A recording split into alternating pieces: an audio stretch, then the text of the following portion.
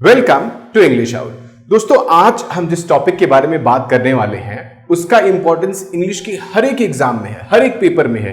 आप UG entrance exam की बात कर लें, लाइक बीएलएड की बात कर लें, बीएमएस की बात कर लें, बीबीए की बात कर लें, एचएम की बात कर लें, या जो भी गवर्नमेंट एंट्रेंस एग्जाम की हम बात कर लें, एसएससी की बात कर लो, आप सीपीयू की बात कर लो, सीजीएल की बात कर लो, एनडीए की बात कर लो, या एयरफोर्स ग्रुप एक्स और वाई की बात कर लो। आई मीन किसी भी कॉम्पिटिटिव एग्जाम्स या एंट्रेंस एग्जाम की बात कर लो, उसमें इस टॉपिक का इंपॉर्टेंट बहुत ज्यादा है और आगे भी रहेगा। तो ये वीडियो आपको पूरी अंत तक देखनी है, जिससे आपको ये क्लैरिटी हो जाए कि इस टॉपिक को कैसे सॉल्व किया जाए। अगर आप गेस लगा रहे हैं तो बिल्कुल ठीक गेस लगा रहे हैं। हम आज टॉपिक करने वाले हैं comprehension passage, how to solve comprehension passage, बहुत कम समय में और बिल्कुल एक्यूरेट कि आपको पूरा का पूरा जवाब उसमें मिले। तो चलिए स्टार्ट करते हैं। तो स्टूडेंट्स, जैसा कि मैं आपको बता रहा था कि कॉम्प्रिहेंशन पैसेज एक बेहद इंपॉर्टेंट टॉपिक है और सारे के सारे एग्जाम्स में आता है। जरूरी क्या है कि कॉम्प्रिहेंशन पैसेज क्यों दिया जाता है आपके एग्जाम में? कॉम्प्रिहेंशन पैसेज देने का मतलब होता है कि जो राइटर कह रहा है उसके पॉइंट ऑफ व्यू को आप समझ पा रहे हैं कि नहीं पा रहे हैं। कॉम्प्रिहेंशन का मतलब ही होता है एबिलिटी टू अंडरस्टैंड। और अगर मैं ये बताऊं कि कॉम्प्रिहेंशन पैसेज कैसे सॉल्व किया जाता है तो उसके एग्जैक्टली 4 पार्ट हो सकते हैं। सबसे पहले क्या करोगे, आप उस पूरे के पूरे पैसेज को रीड करोगे। रीड करने के बाद आप उसको समझते हो कि क्या कह रहा है वो, आप उसको रीड करते हो, फिर प्रोसेस करते हो, फिर आप उसको समझते हो और उसकी मीनिंग निकालते हो। यानी सबसे पहले आप रीड करोगे, उसको अपने दिमाग में प्रोसेस करोगे कि क्या कह रहा है, फिर आप उसको समझोगे, उसके बाद आप इसके सॉल्यूशन की तरफ आगे बढ़ते हो। देखो, जिसमें लिखा हुआ है read, process, understand, meaning and question. सबसे पहले आप पैसेज को रीड करेंगे, फिर आप उसके दिमाग में प्रोसेस करेंगे, आप उसको समझेंगे, इसकी मीनिंग को निकालेंगे और फिर आप क्वेश्चन समझेंगे। जब भी आप जिस पैसेज को सॉल्व करें, आपको हमेशा एक चीज का हमेशा ध्यान रखना है, वो है कि इसका मेन आइडिया या सेंट्रल थीम क्या है, क्या मैसेज है जो राइटर कन्वे करना चाह रहा है, क्या आपका जो ऑथर है उसका थॉट है। तो कई तरह के पैसेज हो सकते हैं। हो सकता है कोई इकोनॉमिकल पैसेज हो, जैसा कि मेन एग्जाम्स में आता है, या कोई स्टोरी हो, कोई उसका मेमोयर हो, कोई जर्नल हो जहां पे घूमने गया उसके बारे में बता रहा हूं। तो आपको पूरे पैसेज पढ़ने के साथ आपको ये आइडेंटिफाई कर लेना है कि मेन आइडिया सेंट्रल थीम क्या है। अगर आपने मेन आइडिया और सेंट्रल थीम निकाल लिया तो उसके आजू बाजू की चीजें आप रिलेट कर सकते हो कि हाँ उसने ये पूछा हुआ है और ये हमें निकालना है। देखो, जब भी आप चीजों को सॉल्व करने जाओगे, सबसे इंपॉर्टेंट पार्ट अगर किसी चीज में है आपका, अगर वो है आपका टाइम, आपको बहुत जुडिशियस यूज करना है अपने टाइम का कि कैसे वो टाइम क्या इसमें इस्तेमाल होता है। अगर कोई क्वेश्चन है आपके पेपर में, टोटल पेपर आपका 100 मार्क्स का है, उसमें आपका जो कॉम्प्रिहेंशन पैसेज है वो अगर 10 नंबर का है तो आपको पता है कि 10% आप कॉम्प्रिहेंशन पैसेज में आपको देना है। तो अगर आपका पेपर 2 घंटे का है तो 2 घंटे का 120 मिनट्स का 10% यानी 12 मिनट आपको कॉम्प्रिहेंशन पैसेज में देना है। तो इस तरह से आप एक अंदाजा लगाना है कि कॉम्प्रिहेंशन पैसेज अगर है आपके पेपर में आया हुआ है तो उसमें आपको कितना टाइम देना है, उसको आपको कैलकुलेट करके चलना होगा। दूसरी चीज जो कि सबसे इंपॉर्टेंट बात है वो ये है कि राइटर जो कह दे वही आपको मानना है, आपको अलग बाहर से कुछ भी सोचने की जरूरत नहीं। देखो, इसमें साफ साफ लिखा हुआ है don't bring in outside knowledge, don't make your own assumptions. आपको अपने से खुद कुछ भी नहीं सोचना हुआ है। जो भी कहा गया हुआ है वो या तो साफ साफ कहा गया है, स्टेटेड है, या इंप्लाइड है, वो इनहेरेंट है, उसका मतलब अंदर ही छुपा हुआ है, इम्प्लिसिट होगा या एक्सप्लिसिट होगा। तो आपके अंदर छुपा हुआ है, उसको आपको समझना है।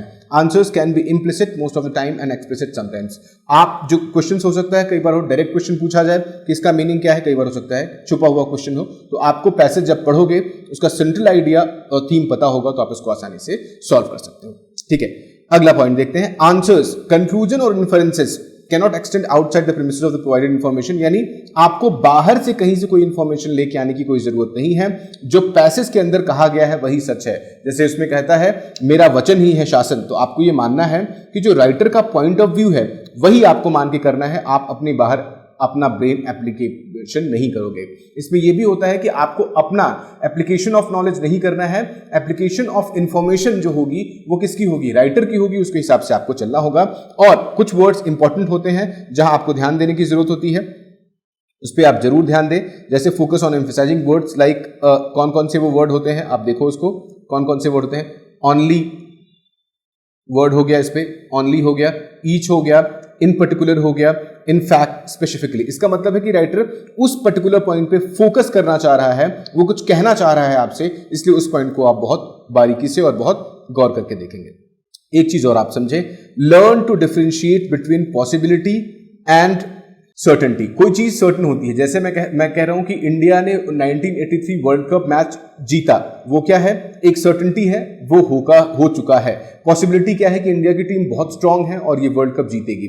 तो आपको दोनों चीजों में डिफरेंशिएशन पता होना चाहिए कि ये पॉसिबिलिटी है या ये आपका सर्टेनिटी है। देखो मैं आपको सर्कल करके बता रहा हूं, आपको ये पहले से आइडेंटिफाई करना पड़ेगा कि ये पॉसिबिलिटी है या सर्टेनिटी है। स्किमिंग बहुत इंपॉर्टेंट पार्ट है, बर्ड्स आई व्यू। इसका मतलब क्या होता है, जैसे क्रीमरी, दूध को उबालने के बाद उसका मेन पार्ट हम क्रीम निकाल लेते हैं, उसी तरह से जब आप पैसेज को पढ़ते हो तो आपको ये आइडिया लग जाता है कि ये पॉइंट सबसे इंपॉर्टेंट है और आप समझ जाते हो। इसको आप उस तरह से भी समझ सकते हो कि सेंट्रल थीम आप निकाल लेते हो कि लेट्स से अगर कोई टॉपिक है ग्लोबल वार्मिंग के ऊपर है या प्लास्टिक पोल्यूशन इन ओशंस के बारे में है, तो वो आपको आइडेंटिफाई करना पड़ेगा कि टॉपिक किस बारे में है। ठीक है, और मैंने हमेशा क्या कहा है, बॉटम अप अप्रोच की बात की हुई है। हमेशा बॉटम अप अप्रोच रखो, या अपसाइड डाउन मेथड की हम बात करते हैं कि हमेशा आप क्या करोगे, पहले क्वेश्चंस पढ़ोगे। देखो साफ साफ लिखा हुआ है, पहले आप क्या करोगे, पहले क्वेश्चंस पढ़ोगे, उसके बाद आप पैसेज को सॉल्व करोगे। ये आपको बहुत हेल्प करेगा। जब आप एंटोनिम और सिनोनिम सॉल्व करोगे तो ये आपको बहुत हेल्प करेगा। ठीक है, अब circle, underline, right the main keyword. अगर आपको पेपर दिया जाता है तो आप उसमें मार्क कर लो, लेकिन अगर कंप्यूटर बेस्ड टेस्ट है तो जो आपको रफ पेपर दिया गया है उस रफ पेपर में इंपॉर्टेंट पॉइंट्स आप लिख लो, यानी आप उसकी समरी बना लो। उससे क्या होगा, अगली बार जब आप क्वेश्चन सॉल्व करोगे तो आपको पैसेज पढ़ने की जरूरत नहीं पड़ेगी और आराम से आप पैसेज सॉल्व कर सकते हो। यहां आपका टाइम बहुत ज्यादा बच जाएगा। ठीक है, कहते हैं इस पार्ट में एलिमिनेशन मेथड बहुत यूजफुल होता है। इसका मतलब नैरोइंग डाउन द ऑप्शंस होता है कि आप क्या करो कि आपने पैसेज पूरा पढ़ा, पैसेज पूरा पढ़ने के साथ साथ आपको लगा कि ये ऑप्शंस नहीं है, आपने उसको हटा दिया, दूसरा ऑप्शन नहीं हटा दिया, क्योंकि अगर 4 में से एक सिलेक्ट करना होगा तो सही होने के चांसेस 25% होंगे, 3 में से एक सही करने के चांसेस होंगे तो 33% होंगे, अगर 2 में से ही एक सही करना होगा तो 50% चांसेस हो जाएंगे। तो जहां आप श्योर ना हो वहां जो ऑप्शंस गलत हैं उनको हटा दो और सही आंसर तक आप पहुंच जाओ। आगे चलते हैं। If you don't know the meaning of few words, then use the contextual clues to figure out the meaning. English में एक फ्रेज है read between the lines. read between the lines का मतलब होता है कि 2 लाइन आपने आगे पढ़ी, 2 लाइन आपने बाद में कर ली और उसका आइडेंटिफाई कर लिया। कई बार ऐसा होता है कि आपको उसका मतलब नहीं पता है गिवन वर्ड का, उसके लिए आप क्या करोगे, सिर्फ रीड बिटवीन द लाइन्स, यानी 2 लाइन आगे 2 लाइन पीछे, और try to figure out the meaning of the passage और द 2-3 लाइन्स की क्या कहना चाह रहा है राइटर, तो आपको कुछ वर्ड्स की मीनिंग पता चल जाएगी। नेक्स्ट है draw conclusions and make inferences as per the given information. जो पैसेज गिवन है उस पैसेज के हिसाब से ही आप कंक्लूजन का पता लगाओगे, इन्फरेंस करोगे, अंदाजा लगाओगे कि क्या मीनिंग इसकी हो सकती है, क्या पॉसिबिलिटी हो सकती है, वो आप उसको कंक्लूजन्स और जो इन्फरेंसेस हैं वो गिवन इंफॉर्मेशन के हिसाब से ही आप पता लगा लोगे कि इसकी मीनिंग क्या है। नेक्स्ट है ये, जैसे मैंने बताया था कि कुछ वर्ड था इन पर्टिकुलर ओनली, वहां आपको फोकस करना है। उसी तरीके से कुछ वर्ड हैं जो समरी वर्ड्स हैं, जो इस पैसेज के समरी को बताते हैं, वो क्या है, लाइक देयरफॉर है, दस है, एज अ रिजल्ट है, कंक्लूजन है। इन चीजों को आपको बहुत बारीकी से पॉइंट आउट करना है, क्योंकि वहां राइटर डेफिनेटली क्या करना चाह रहा है, उस पूरे के पूरे पैसेज का आउटकम बताना चाह रहा है आपको, डिसीजन क्या हुआ, उसका कंक्लूजन क्या हुआ, ये बताना चाह रहा है। उस चीज को बहुत बारीकी से देखोगे।